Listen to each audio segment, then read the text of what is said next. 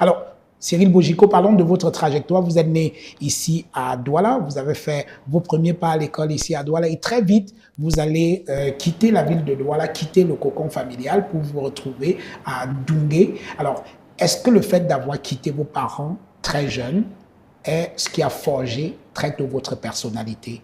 Alors, je pense peut-être oui. Parce qu'à 11 ans, je dois quitter ma famille pour m'installer dans un internat. Oui, à l'internat. Où je connais personne, oui. Je dois apprendre à vivre avec des gens. Mais ce n'était pas facile. Les 3 premiers jours, je pleurais à chaudes larmes parce que ma mère, mes amis d'enfance, mes camarades de jeu, je les voyais plus, mes petites sœurs, je les voyais pas. Et j'étais leur protecteur parce que face à un grand frère très dur et très rude, notamment l'aîné Raymond, j'étais celui qui prenait des coups pour mes petites sœurs. J'avais très mal de ce qu'elle devait devenir parce qu'on appelait mon grand frère chien méchant, trop sévère. D'abord, c'est un professeur du lycée, donc vous comprenez qu'il avait assez de rigueur depuis le bas âge.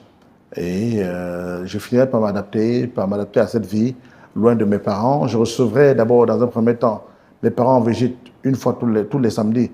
Mon père vient, ma mère vient le week-end prochain et ça après, on c'était 2 semaines après, il ne venait plus du tout. Oui. Donc, j'étais habitué à vivre avec les autres. Oui. Et après ça, après Ndungue, je vais continuer à Bouddha, toujours vivant, et je partais de chez nous à 11 ans. Oui. Alors, et justement, vous vous installez à Bouddha et c'est là-bas que vous affirmez définitivement votre leadership parce que à peine arrivé à Bouddha, vous êtes élu tour à tour chef de votre classe. Oui. Ensuite, vous êtes le secrétaire général de la coopérative Oui. scolaire. Oui. Et après, vous devenez le président de la coopérative scolaire du lycée de Bouddha. Oui. Et là, vous n'êtes qu'en classe de 3e. De 3e, oui. C'est assez... alors, je deviens ici le c'est pas mal premier... pour quelqu'un qui arrive à Voilà. peine dans la ville et qui est encore en classe de 3e dans un lycée.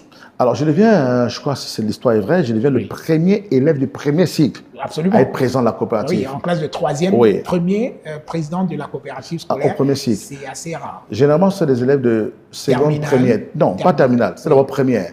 Avant, c'était terminale. Oui. Et on avait estimé que les gars de terminale n'ont rien à perdre parce que dans tous les cas, ils passent le bac et s'en vont. Oui. Il fallait des gens qu'on pouvait tenir. S'ils s'amusent à gérer mal la coopérative, Oui. ça leur rattrape l'année prochaine. Donc, du coup, on a des plus de gars de terminale. Ils peuvent être vice-présidents et plus présidents. Et c'est ainsi que le capitaine Yefou, paix à son âme, ne sera plus présent. C'est un garçon très emblématique, un leader charismatique, le chouchou de la ville, un garçon formidable, très intelligent. Il était passé en terminale. Il va donc libérer son fauteuil à quelqu'un d'autre. Et il va donc être conseiller du bureau. J'arrive à Bouddha, à peine j'arrive, je passe sous chef de classe. Parce que j'étais chef de classe à Doungué. Oui. Contre toute attente, ce n'est pas moi qu'on voulait. J'ai brisé toutes les barrières parce que pour être chef de classe en 6e, en Doungué, il fallait être un redoublant. Je n'étais pas redoublant, mais j'ai fini par être chef de classe. Donc, l'histoire est dans le livre. En 5e, donc, je suis arrivé, j'ai commencé l'école 1 mois après les autres. Je suis arrivé et 2 semaines après les cours, on estimait que le sous-chef qui était vice-président de la coopérative scolaire, parce que son temps était plus occupé par sa campagne électorale, par sa réélection comme vice-président, il voulait même devenir président, Mouyébé. Donc, il n'avait pas le temps de s'occuper de la classe parce que là-bas, c'était organisé. Le chef de classe s'occupait de la gestion de la classe. Le sous-chef s'occupait de la discipline. Le secrétaire s'occupait des rapports, ainsi de suite. C'était très organisé à l'époque. C'est le cas encore aujourd'hui. Oui. Donc, alors, j'avais mon style de gars qui vient de Douala, qui regarde tout le monde et qui parle peu et qui a un peu ses airs de leader charismatique. Et je m'entendais beaucoup avec le chef de classe. En fait, parce que je ne voulais pas faire le ménage. Je ne voulais pas nettoyer la classe. Donc, j'étais comme son conseiller. Ouais. Et quand ça arrive, on me propose comme sous-chef, et je suis donc désigné sous-chef de la classe. Et puis, me voilà dans les affaires du lycée de Mbouda, à peine arrivé. En 4e, le premier de la classe, la plus grande note est chef de classe, celui qui vient est sous-chef. Le secrétaire, c'est le 3e. Je suis dans les 36e, quelque chose comme ça là. Mais le chef de classe, qui est d'ailleurs Bertrand Kwambo, qui était Bertrand Kwambo, qui est aujourd'hui le consul du Cameroun à Bangui, en RCA, fort de sa proximité avec moi. Parce que moi, en fait, j'ai un système, partout où j'arrivais, je m'attachais à l'amitié des grands, des puissants du secteur pour me faire protéger. En fait, j'étais un garçon très timide, mais un peu rusé. Donc, je voulais absolument que les grands soient mes amis pour me sentir protégé. Donc, j'étais devenu l'ami et quand j'avais des bonnes idées. J'étais l'ami du chef de classe. Chef de classe, oui. Il fait de moi son secrétaire. Au détriment du 3e de la classe, ni d'élève qui était 3e de la classe. Et quand il faut aller à l'élection à la coopérative scolaire, le président, lui, il est empêché. Il dit qu'il n'a pas le temps pour aller faire ces choses-là. Il a ses cours de répétition parce que c'est un garçon très brillant. Le sous-chef, elle te dit que non, elle va aller, elle s'en va vendre au marché.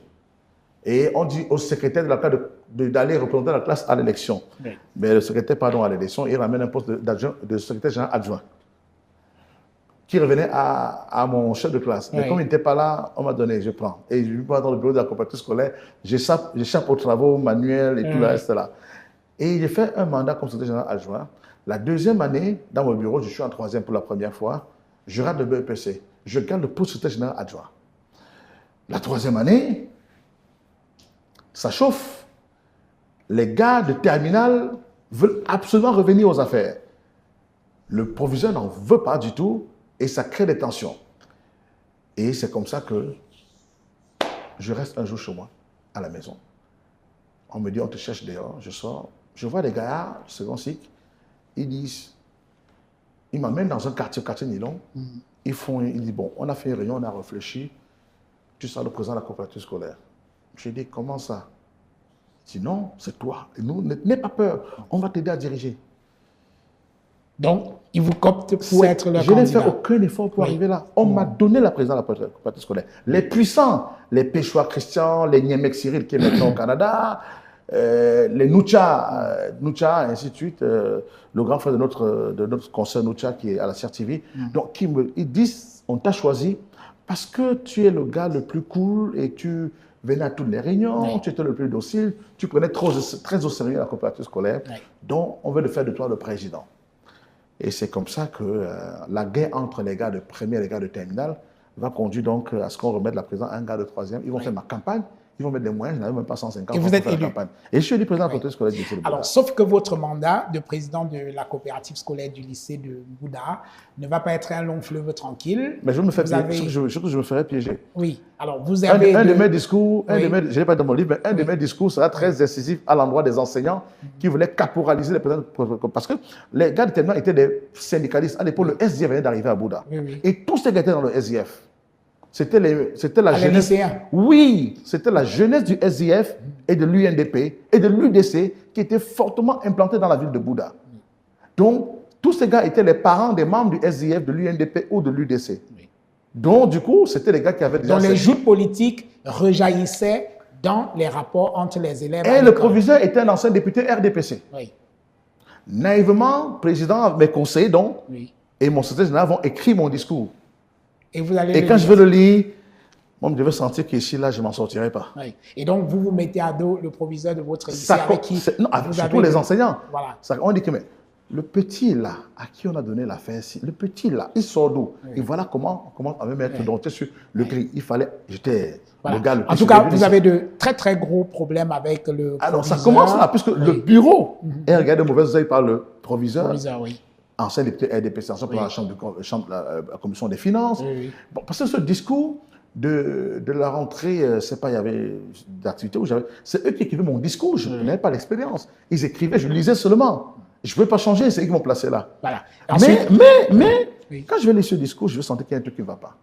Je vais commencer à me défaire des gars de mon bureau. Donc je vais commencer à prendre le contrôle, à prendre le pouvoir et à dire il faut que je m'assume. Mais sauf que trop tard, il y aura une erreur qui nous sera fatale. Voilà. Et donc, justement, vous êtes accusé du détournement de 86 000 francs des caisses de la coopérative scolaire. Aujourd'hui, avec...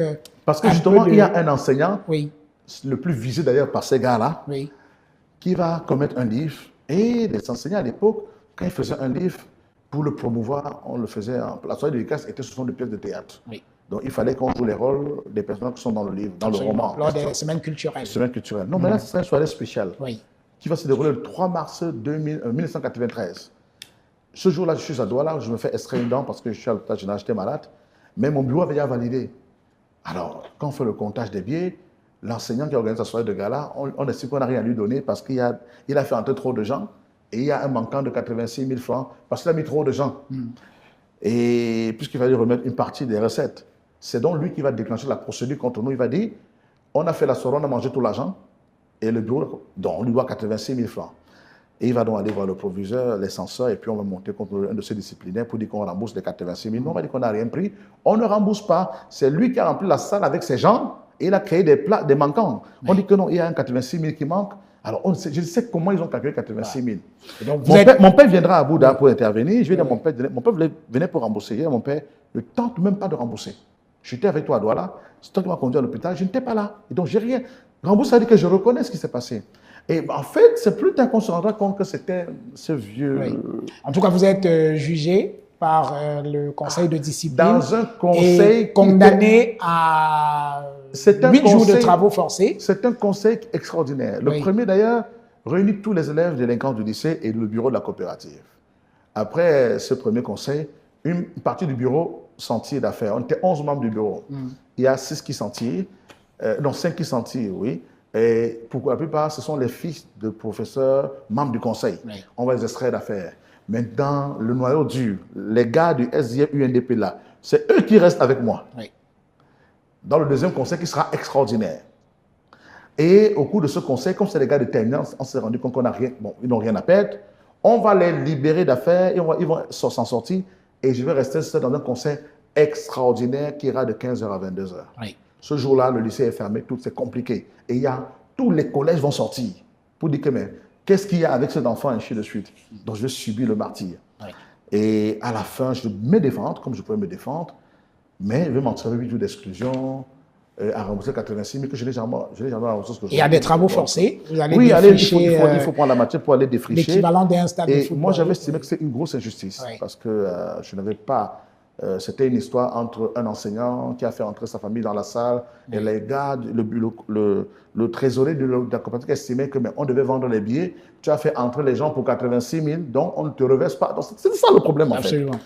En tout cas, vous partirez de Mbouda cette année-là avec dans votre esprit cette affaire qui vous a énormément marqué. Vous en parlez dans votre livre.